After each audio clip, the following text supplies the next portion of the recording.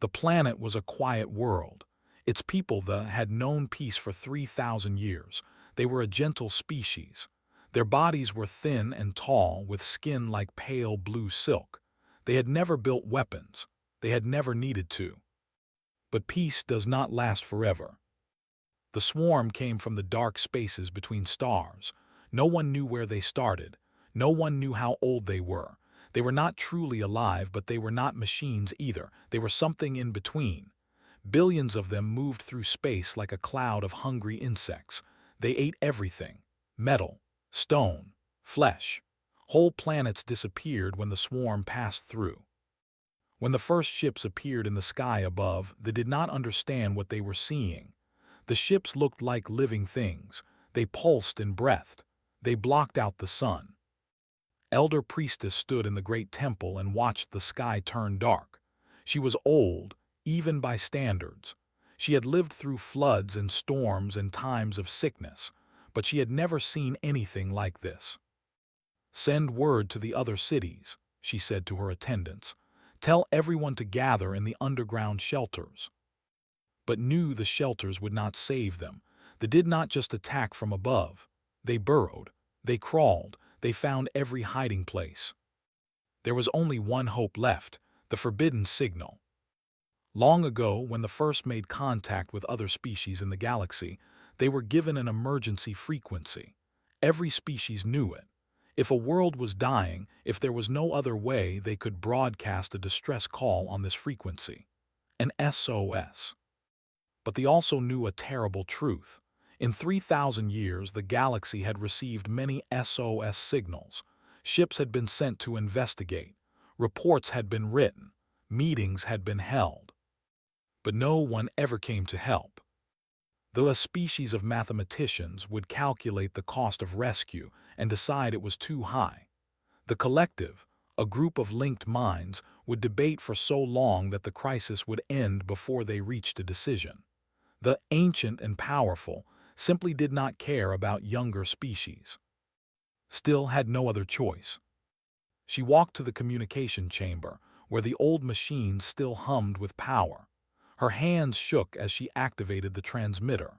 She spoke slowly and clearly so that any translator could understand.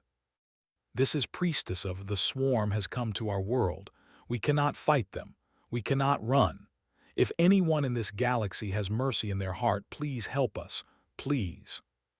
She repeated the message 3 times. Then she sat down and waited to die. Across the galaxy, the signal spread at the speed of light. Hundreds of species received it. Most ignored it. A few sent polite messages of sympathy.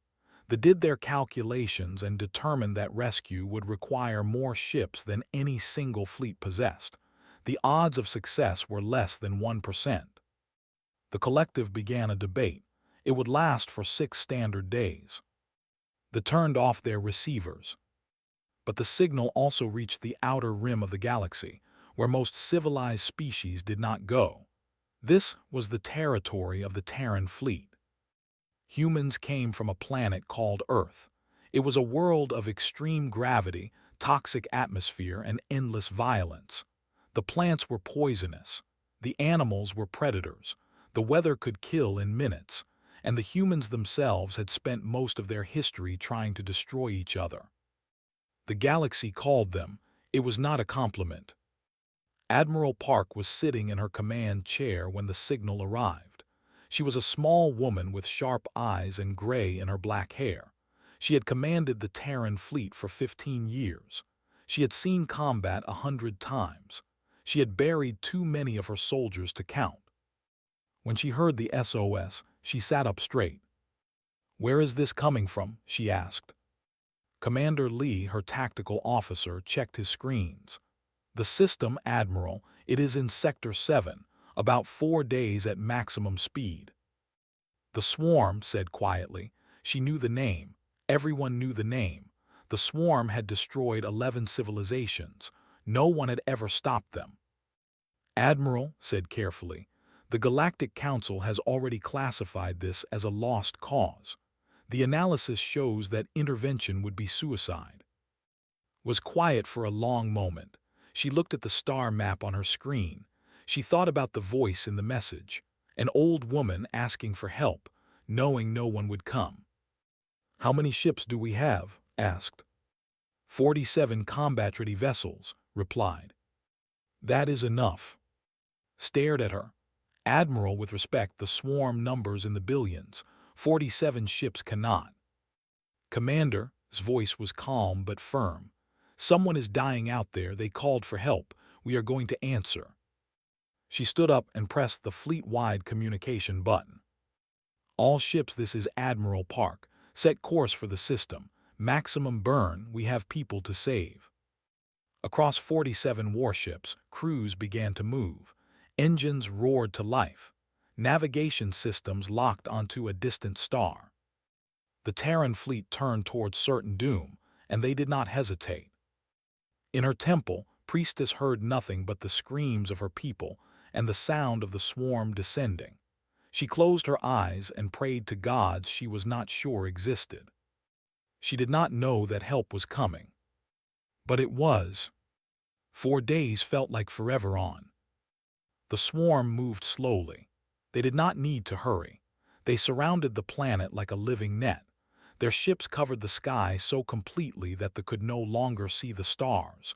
Day and night blended together into endless gray darkness.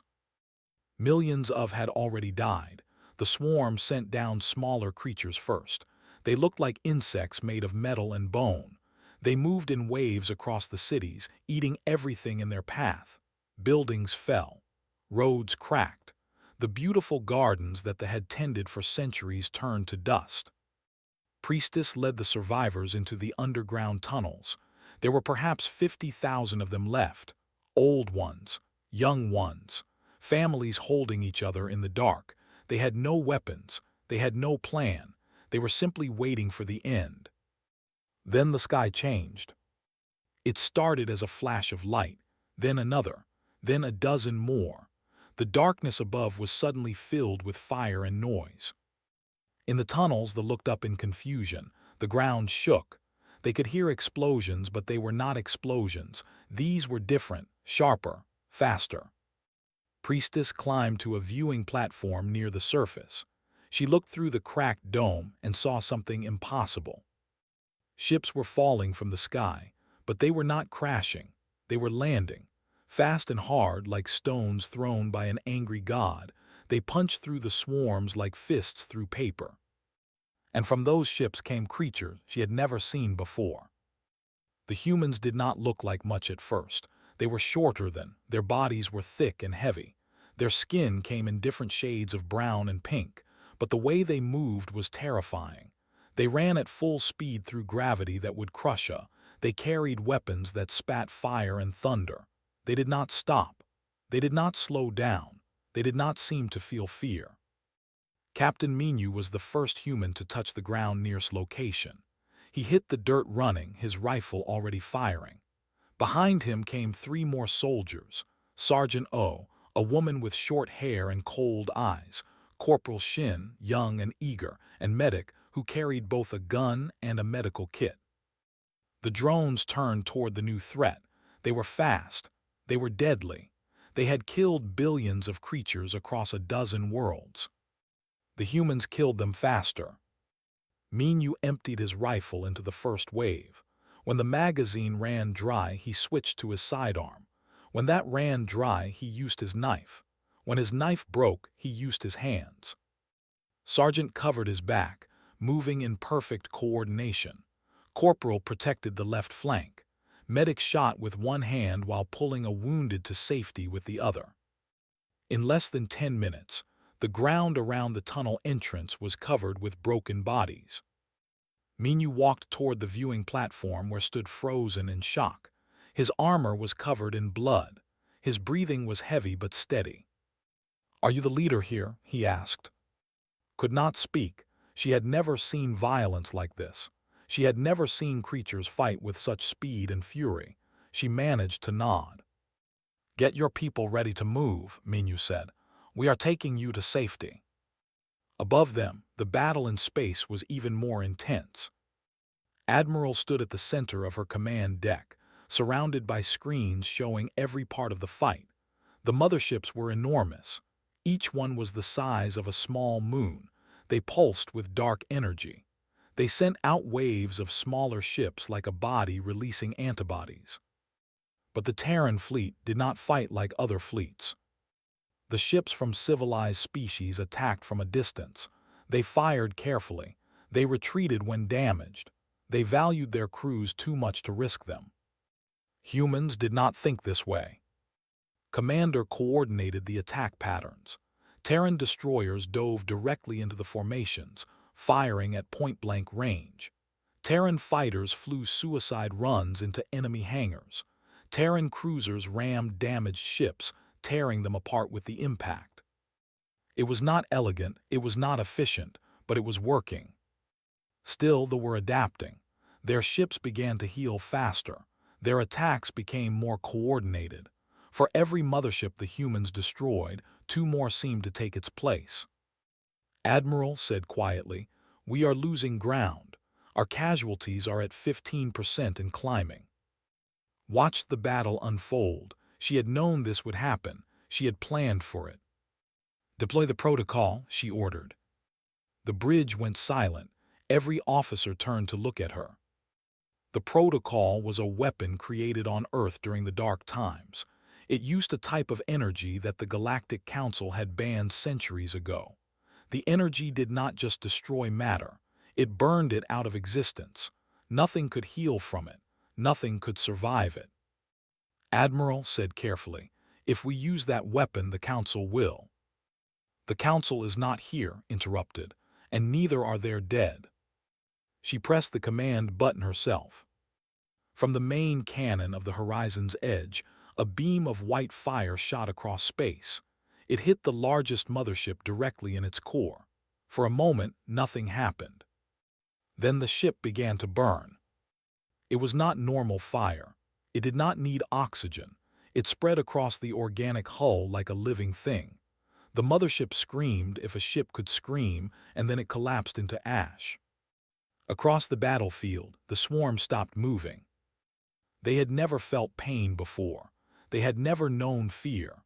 But now, for the first time in their ancient existence, they understood what it meant to face a predator. The humans were not prey. The humans were something far worse. On the ground, Captain Minu looked up as the sky began to clear. He could see stars again. They were pulling back. Beside him, Priestess fell to her knees and wept. "Who are you?" she whispered. Minu helped her stand. His voice was gentle despite the blood on his hands. "We are humans," he said.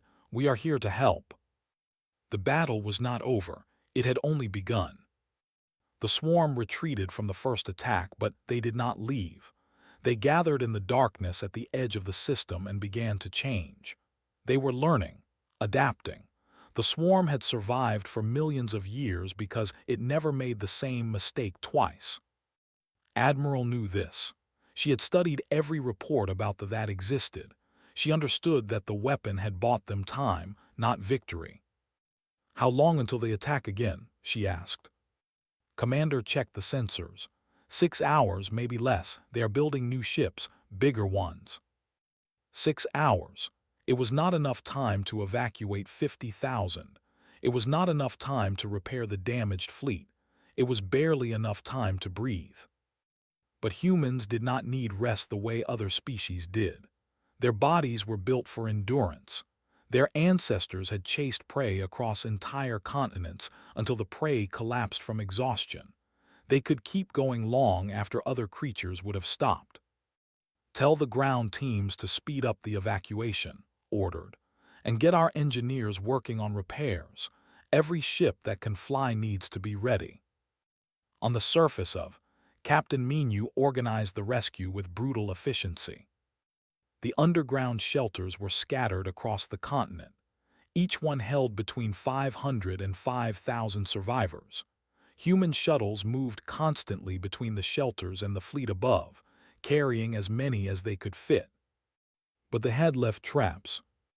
In the third shelter they reached, Sergeant found a brood nest hidden beneath the floor. The nest was pulsing with radiation, keeping eggs warm until they hatched. If those eggs hatched, Thousands of new drones would swarm the shelter and kill everyone inside. "We need to destroy it," said. Minyu looked at the nest. The radiation levels were off the charts. Any who went near it would die in minutes.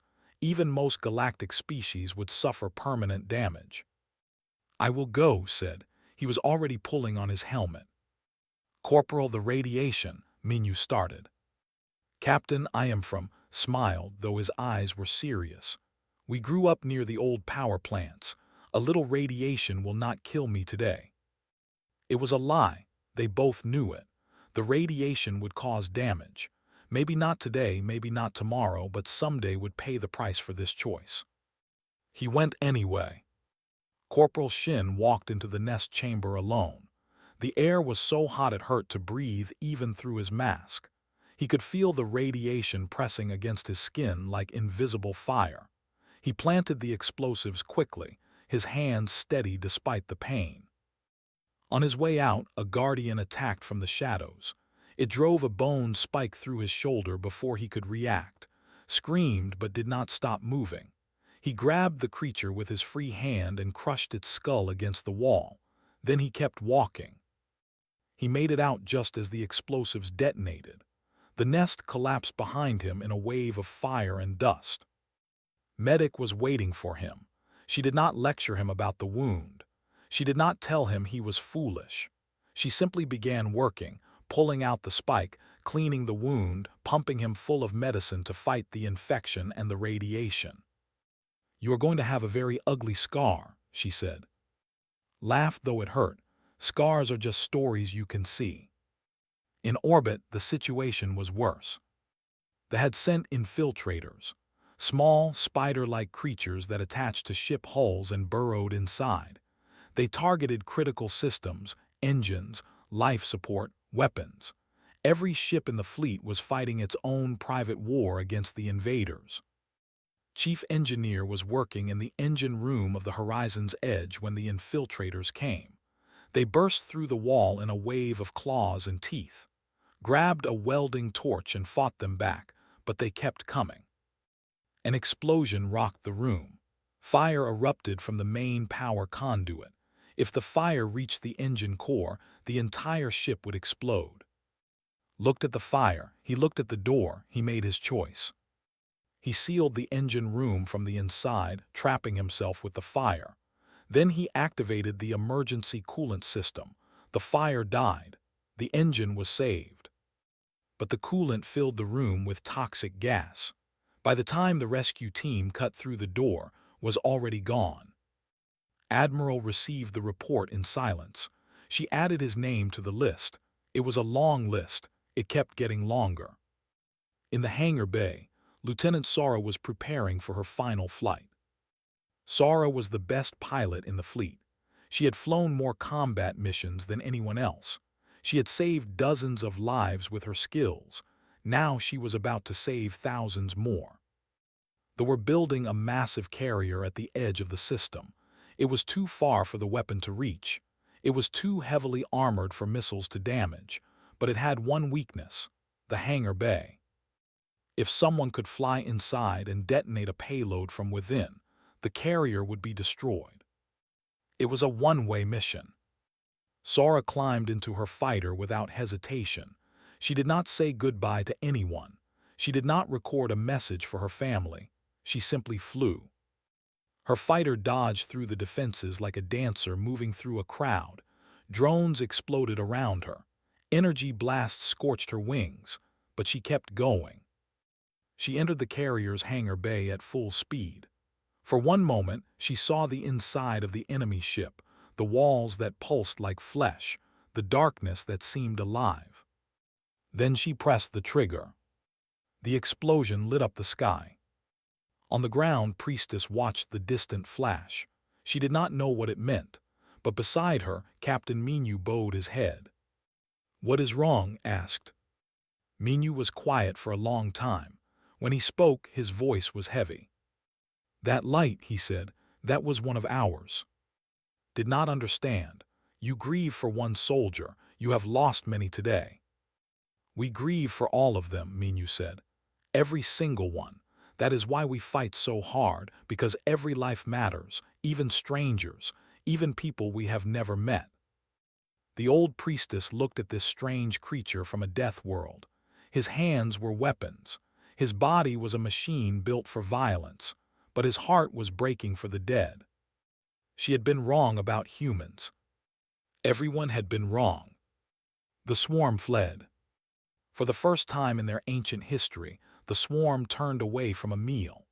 They gathered their remaining ships and disappeared into the void between stars. They left behind billions of dead drones, 3 destroyed motherships, and a mystery that would haunt them forever. What were these creatures from the death world? How did they fight like that? Why did they not stop even when they were dying? The swarm did not understand. Perhaps they never would. The silence after battle was almost painful. The survivors emerged from the shuttles and the shelters. They looked at their broken world. They looked at the strange humans who had saved them. They did not know what to feel. News of the battle spread across the galaxy faster than light. Every species with a communication system received the reports. The who had calculated that rescue was impossible demanded an explanation. Their numbers had been wrong. That had never happened before. The collective, still debating whether to help, stopped their discussion in confusion. The crisis was already over. Someone had actually done something while they were talking. They received the news and said nothing. They were very old and very wise, but even they had never seen anything like this. On 100 worlds, beings gathered around screens and discussed the same question. Who were these humans? Most galactic species knew very little about Earth. They knew it was a death world, a planet so dangerous that it should not have produced intelligent life at all. They knew humans were violent and unpredictable. They knew the Galactic Council had recommended keeping them at a distance. But they did not know what humans were capable of when someone asked for help. Admiral did not care about the political discussions. She had work to do. The battle had cost her 11 ships and over 2,000 soldiers. Each death was recorded. Each name was remembered. Read every casualty report personally. She owed them that much. The surviving ships were damaged but functional. The engineers worked around the clock to make repairs. The medical teams treated hundreds of wounded. The chaplains held quiet ceremonies for the dead. On the surface, the evacuation continued. There was no safe place left on. They had poisoned the water, burned the forests, and cracked the ground open in a dozen places. The planet would need centuries to heal. They would have to find a new home. "Where will we go?" Priestess asked Captain Minu. They were standing at the edge of what had once been the great temple. Now it was just rubble. Minu thought carefully before answering. "The Terran colonies have room. We can take you to a world called New Sol. It is not as beautiful as was, but it is safe. You can stay there as long as you need." Looked at him with something like wonder. "You would share your home with strangers." "You are not strangers anymore," Minu said. "You asked for help, we answered. That makes you family." The word did not translate perfectly into the language, but understood the meaning. She felt tears forming in her eyes. She had lived for over 300 years. She had met thousands of beings from dozens of species. She had never met anyone like these humans. While the evacuation continued, the galaxy kept talking. A message arrived from the High Council. They requested a formal explanation of how the Terran fleet had achieved the impossible. They wanted data. They wanted numbers. They wanted to understand. Read the message and laughed. She wrote a response herself. "We achieved victory because we did not calculate the odds first. We simply went." The collective sent their own message. It was very long and very formal. It expressed sympathy for the admiration for the human sacrifice, and a gentle suggestion that perhaps the Council should reconsider its policies regarding. Did not respond to that one. But the most important messages came from ordinary people, from the families of the dead, from the survivors, from species who had lost their own worlds to thee and never received help. A young sent a message that simply said, "I wish you had come for us too." Save that message. She would carry it with her forever. On the third day after the battle, Priestess asked to speak with directly. The Admiral agreed. They met in the observation deck of the horizon's edge. Outside the window, the stars burned cold and distant. Below them, the wounded planet of slowly turned. Was old and tired. The journey from the surface had exhausted her, but she needed to say something before she rested. "I have a question," she said. "I have asked it before, but I do not think I received a true answer." Nodded, ask. "Why did you come? Your people died, your ships were destroyed, you gained nothing from this. The galaxy told you not to bother, so why?" Was quiet for a long moment. She looked at the stars, at the planet below, at the old priestess who had seen her world destroyed. "When I was a child," said slowly, "there was a flood in my village. The river rose too fast, people were trapped, drowning. My grandmother walked into that water to save a neighbor's child. The current took her, she died." Listened in silence. "I asked my mother why grandmother did it, why she died for someone else's child. My mother said something I have never forgotten, turned to face directly. She said, 'When you hear someone crying for help, you go. You do not ask if it makes sense. You do not calculate the cost. You just go, because that is what makes us human.'" Tears ran down's face. "The galaxy calls you. They mean it as an insult." "I know," said. "They are wrong," pressed her palm to her chest, the highest sign of respect her people knew. "You are not, you are the ones who come when no one else will." Felt something tight in her chest. She thought of who had died to save the ship, of Sora who had flown into fire, of the 2,000 names on her list. "Thank you," she said quietly, "but we are still just humans. We are not heroes, we are not special, we just do what we think is right." Smiled for the first time since the invasion began. "Perhaps that is what makes you special. You do not see how extraordinary that is." Outside the window, the stars kept burning. The galaxy kept turning. And somewhere in the void, other worlds were suffering, waiting for someone to hear their cries. The humans were listening. 3 months passed after the Battle of. The survivors found their new home on New Sol. It was a human colony world with green forests and clean rivers. The gravity was heavier than, but they adapted. They built new temples. They planted new gardens. They began to heal. Priestess visited the human settlements often. She learned their language. She ate their food. She listened to their music, which was loud and strange and somehow beautiful. She began to understand why these creatures were the way they were. Earth had tried to kill them every day. Earthquakes and storms, diseases and predators, ice ages that froze entire continents, fires that burned for months, and still the humans survived. They built civilizations in the wreckage. They created art in the darkness. They loved each other even when everything was falling apart. How could a species like that ever turn away from someone in pain? Meanwhile, the galaxy was changing. The Galactic Council called an emergency meeting. Representatives from every major species gathered in the Great Hall on Station Prime. The topic was simple: what do we do about humanity? For centuries, humans had been classified as. They were kept at the edges of civilized space. They were excluded from major treaties. They were watched with suspicion and fear. But now 17 species had sent formal requests for human protection. The swarm, the most feared threat in the galaxy, had fled from 47 human ships.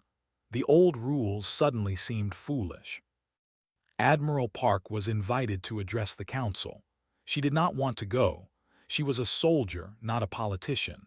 But Commander convinced her that this was important. "The galaxy is watching," he said. "They need to hear from you." So put on her dress uniform and traveled to Station Prime. She walked into the Great Hall and looked at the thousands of alien faces staring at her. Some were curious. Some were afraid. Some were hostile. She did not care.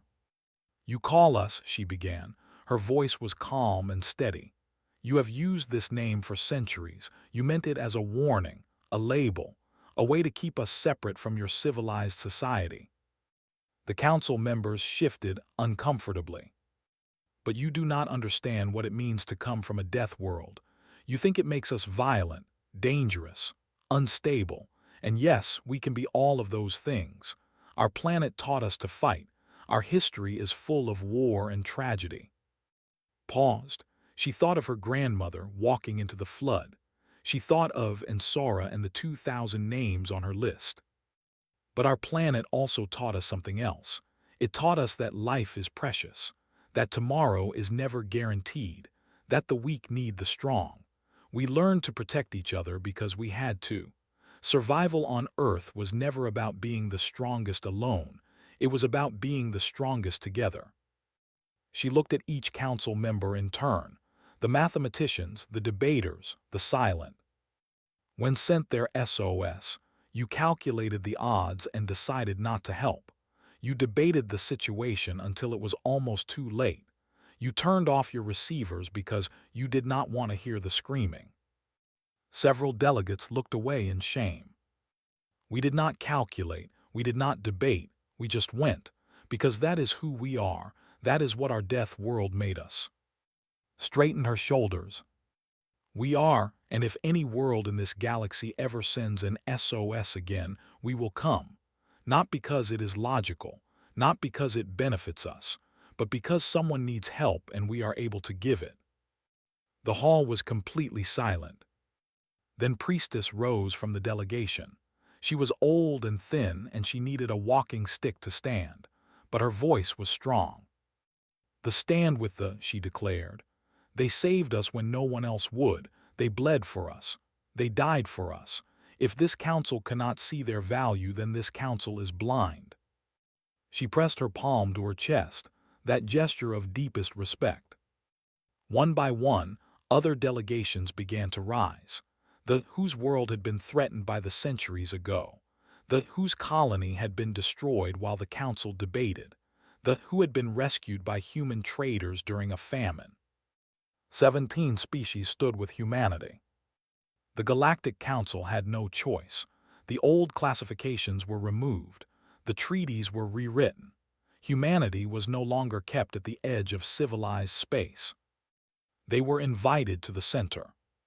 Back on the horizon's edge, Commander watched the broadcast with the surviving crew.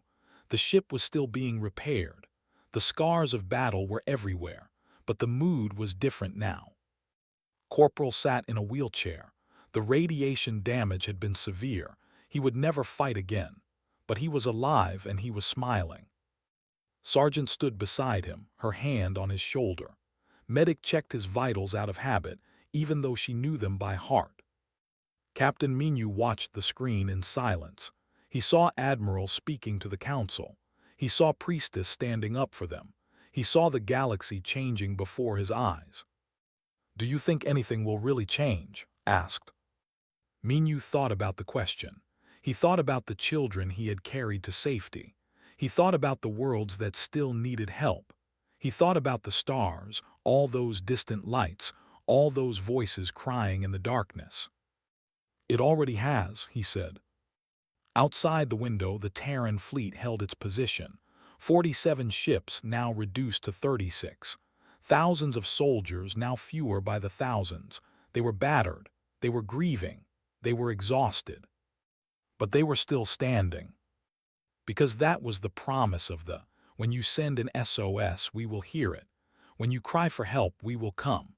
Not because we are stronger or smarter or better, but because we know what it means to suffer.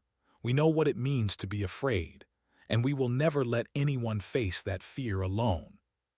Somewhere in the galaxy, another world was falling. Another species was screaming into the void. Another SOS was being broadcast, hoping that someone, anyone, would hear. Admiral returned to her ship. She sat in her command chair. She looked at the star map and saw all the places that might need them someday. "Commander," she said, "what is our status?" 36 ships operational, Admiral. Crew is ready. Where are we going? Smiled, it was tired but real. Wherever we are needed next. The horizon's edge turned toward the unknown. The rest of the fleet followed. The head made their promise, and they intended to keep it.